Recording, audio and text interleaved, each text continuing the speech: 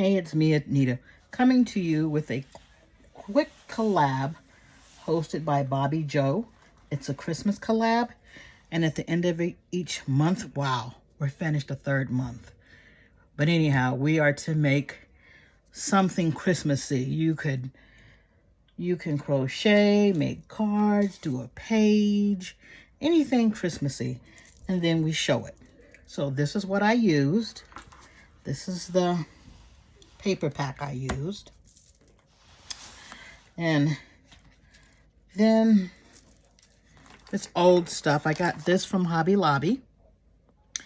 And I got Olaf from, I don't know where I got Olaf from. But anyhow, this is my card. That's the inside of my card.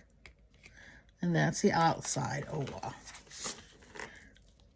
There we go. I made 2 of them. That's all I have for you guys today.